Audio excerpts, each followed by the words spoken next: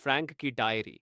World war to के पृष्ठभूमि में यह एक ऑटोबायोग्राफी है, एक यंग गर्ल एंड फ्रैंक की, जो अपने थॉट्स डायरी में एक्सप्रेस करती है।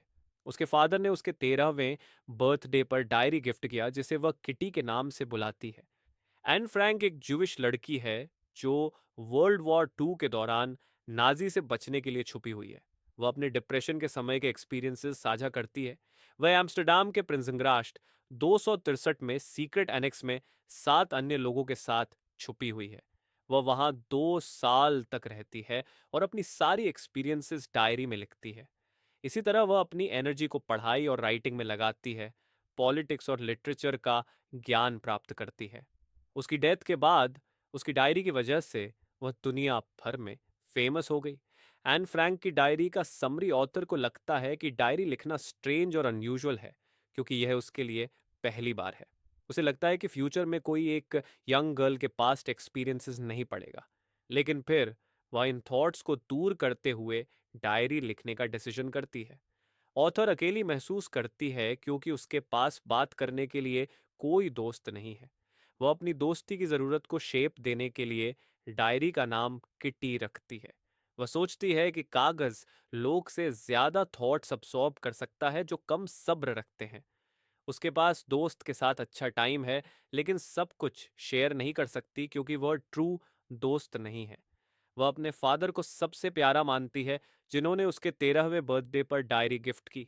20 जून 1942 को वह बताती है कि उसका क्लास रिजल्ट्स को लेकर नर्वस है। ऑथर कहती है कि मैथमेटिक्स ही एक ऐसा सब्जेक्ट है जिसमें वह अनश्योर है। वह और उसकी फ्रेंड जी क्लास में शोर करने से रोकने की कोशिश करते हैं, लेकिन बेसफल रहते हैं। ऑथर के हिसाब से क्लास के लगभग एक चौथाई हिस्से को पास नहीं होना चाहिए, क्योंकि वह किसी भी एक्टिविटी में पार्टिसिपेट नहीं करते। एन याद करती है कि मैथ्स प्रोफेसर उनकी बात करने की आदत से हमेशा इरिटेटेड रहते हैं।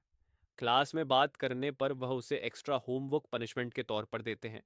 पहली पनिशमेंट में चैटर बॉक्स पर ऐसे लिखने को कहा जाता है, जिसे ऑथर वियर्ड मानती है।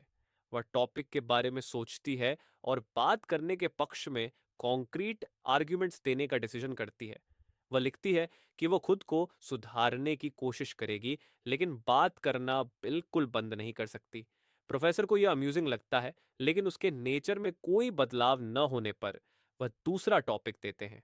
टॉपिक है एन इनकोरिजिबल चैटर बॉक्स, जो एक ऐसी आदत को रिफर करता है जो चेंज करने में मुश्किल है।